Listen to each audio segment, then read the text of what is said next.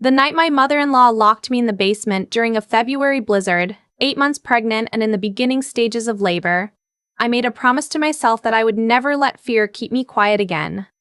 I want to tell you exactly how I got there, not the sanitized version where I skip over the parts that make me look naive. The real version. Because if even one person reads this and recognizes the slow creep of what was happening to me, then the discomfort of telling it is worth every word. My name is Abigail. I was 28 years old when I married into the Hargrove family. I'd grown up in a small town in Ohio, the daughter of a school teacher and a man who fixed heating systems for a living. We didn't have much, but we had honesty. My parents argued occasionally, made up the same evening, and never once let me feel like I was a burden or a liability. I thought that was just what families did. I thought everyone's home works that way. Then, I met James. James Hargrove was charming in the specific way that people from money learn to be, not flashy, just effortlessly at ease in every room. We met at a work conference in Cincinnati. He was an architectural consultant. I was a paralegal at a mid-sized firm, saving up to finish my law school applications. We talked for 4 hours straight at the hotel bar, and by the end of the night, I thought I had met the most genuinely curious, attentive person I'd ever come across. We dated for 2 years before he proposed.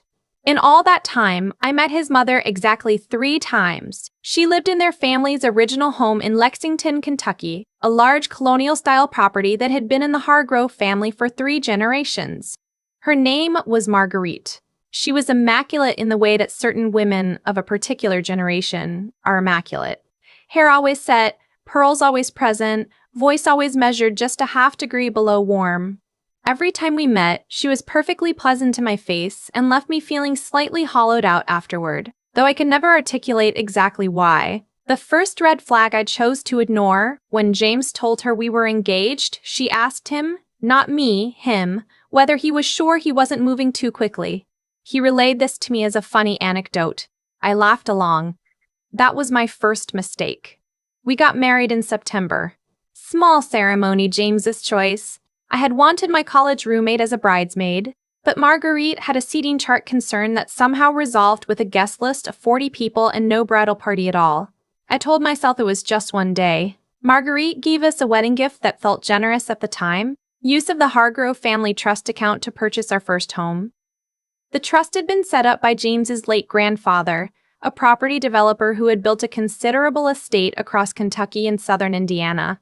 The terms were straightforward, James explained. The trust would pass fully to James upon his 30th birthday, 14 months away when we married, provided he was married and either had a child or had one on the way.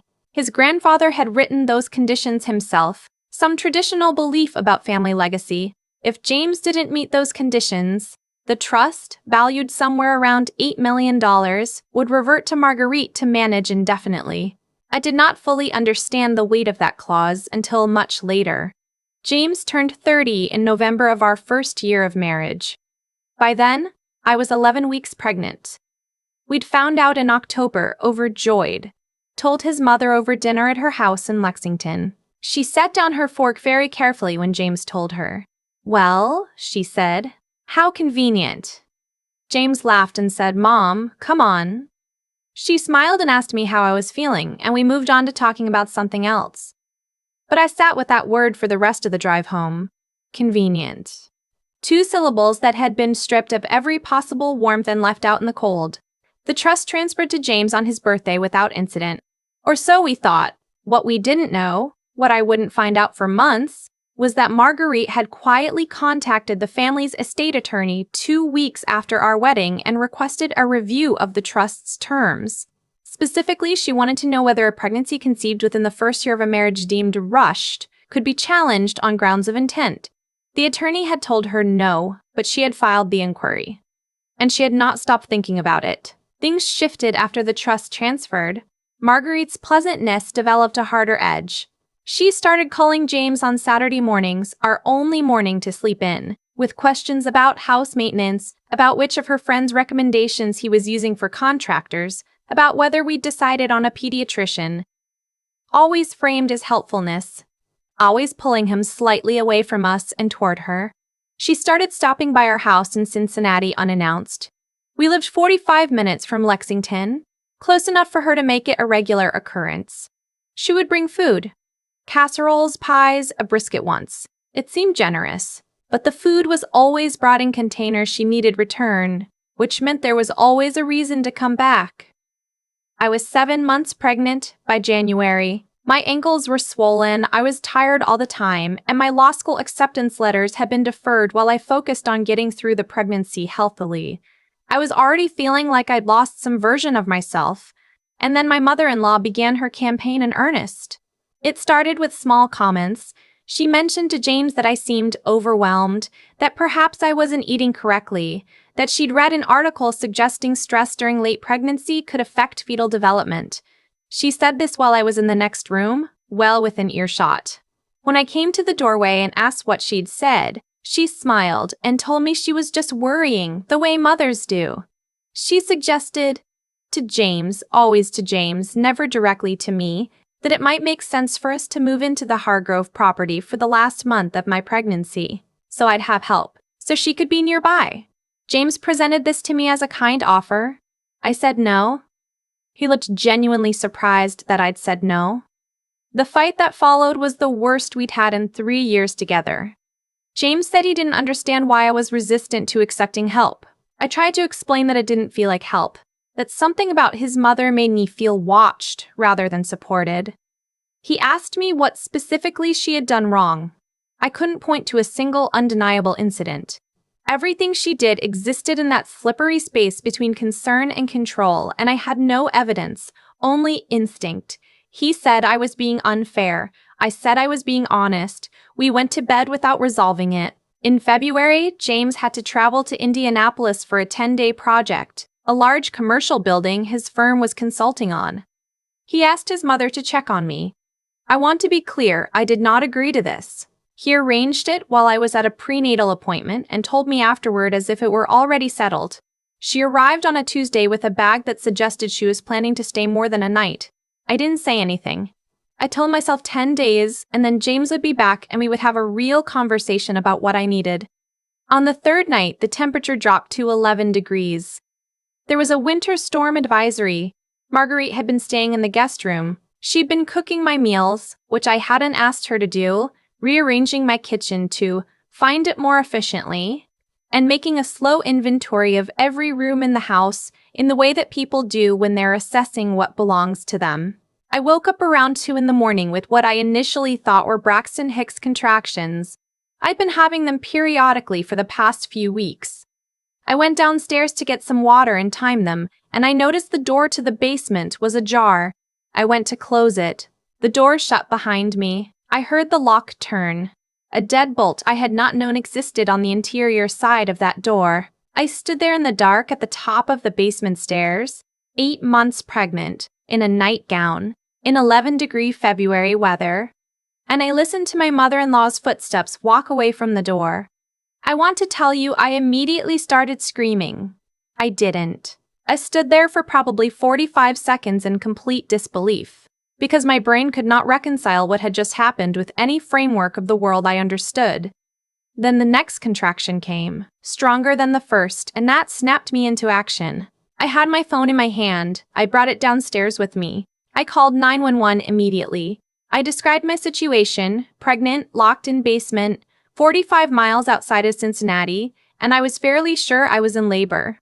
The dispatcher stayed on the line with me.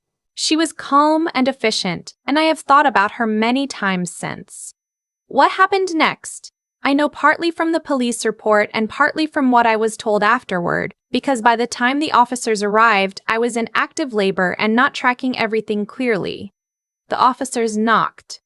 Marguerite answered the door and told them her daughter-in-law had gotten confused and locked herself in accidentally, and that she was just about to go let me out. She was in a robe. She was completely composed. One of the officers asked if they could come in. She said, of course. Here's the part that still makes me grateful every day for what I had done 6 weeks earlier. In November, after one of Marguerite's unannounced visits, the one where I'd found her going through the filing cabinet in James's home office, which she explained as looking for a pen, I had installed a small security camera system throughout the main floor of our house. I told James I wanted them for security during the pregnancy. He'd agreed without much thought. I'd set them up myself over a weekend, and I had not told Marguerite they existed. When the officers came inside, they could see the camera mounted in the hallway corner near the basement door. One of them asked about it. I heard the question from the basement stairs. I told the dispatcher I had footage. The officer asked Marguerite to step back. They found the basement door, unlocked it, and helped me upstairs. My son was born 4 hours later at the hospital, healthy, 7 pounds, 2 ounces. They put him on my chest, and he was the most complete thing I had ever seen. James arrived from Indianapolis 6 hours after that, pale and barely coherent with the speed at which he'd driven. He came into the hospital room, and I watched his face try to reorganize itself into something that made sense of what he was being told. His mother had locked his laboring wife in the basement, in 11-degree weather, and then lied to police about it. His mother was not at the hospital. She'd been taken to the police station.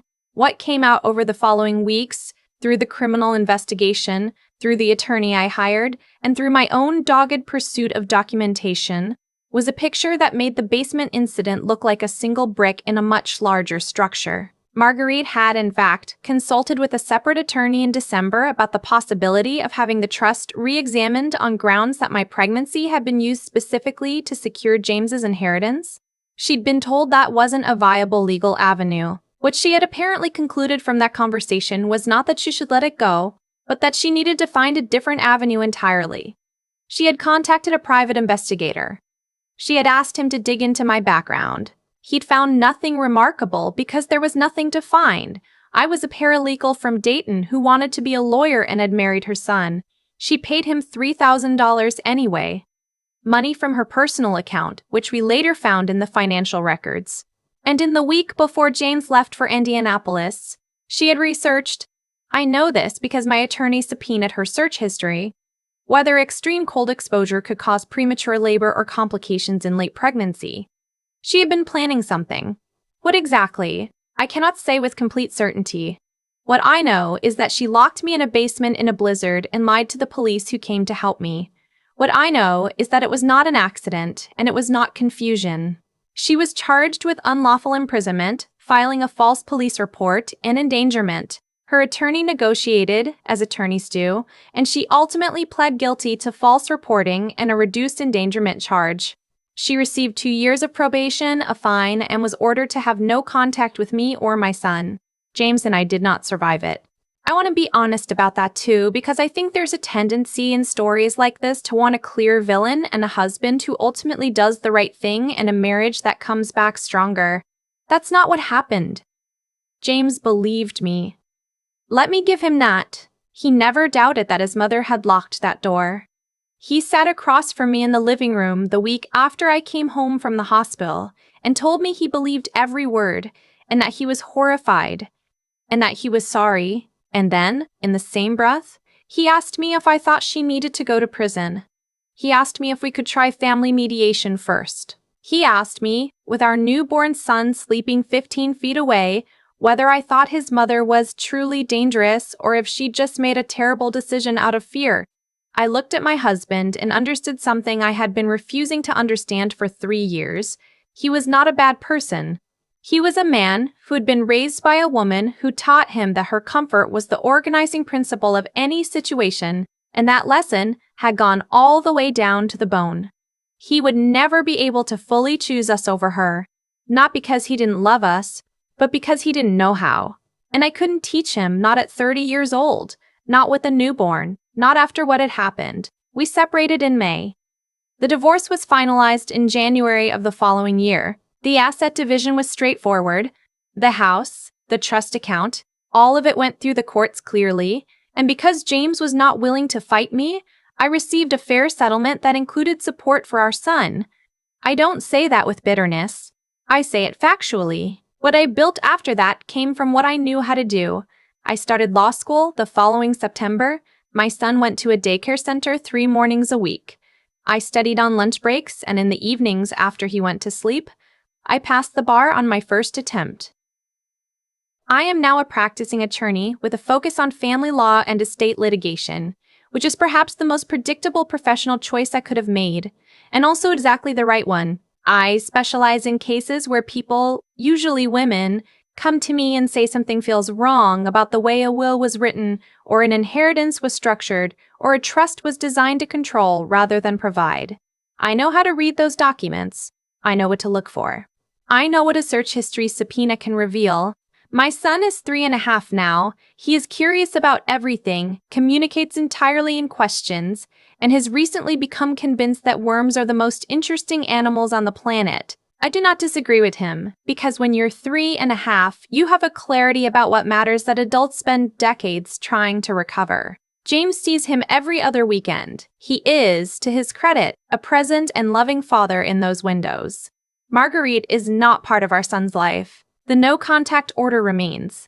I don't feel angry about this arrangement. I feel, and this took a long time to get to, something closer to settled. People sometimes ask me what I would do differently. It's a reasonable question. The honest answer is that I would have trusted my instincts earlier. Every time something felt wrong and I talked myself out of it because I couldn't point to a specific incident, I was choosing peace over accuracy. There is a particular kind of manipulation that is designed to function in exactly that gap, the space between what you can prove and what you know. Marguerite operated in that space expertly for almost 2 years before she made a mistake large enough to be undeniable. The camera was not luck. The camera was the one time I listened to my instincts completely. I didn't tell James I was installing it because some part of me knew he would have said it wasn't necessary, and I didn't want to have that argument. I wanted evidence. I had decided, quietly and without fanfare, that if something was going to happen, I was going to be the person who had documentation. That decision is the reason my son has a mother. I don't tell this story because I want sympathy. I'm genuinely fine now. I have a career I find meaningful, a child I love beyond reason, and a home where the air is easy to breathe. I tell it because I know that right now, someone reading this is in a relationship where something doesn't quite add up, where the comments are just a little off, where the visits feel like assessments, where you find yourself apologizing for instincts you haven't fully examined yet. Trust the instincts. Document what you can. And understand this. Leaving a situation that was designed to confine you is not a failure. It is the most accurate reading of the data available. If the story reached you, please leave a comment. Tell me if you've ever trusted a gut feeling that turned out to be right. Tell me if you're sitting with something right now that you haven't been able to name yet. Hit like if this was worth your time, and subscribe to Uplifting Stories. Because every week we share another story about someone who looked at a situation that should have broken them and decided to build something better instead. Your peace is not a luxury. It is the foundation. Protect it.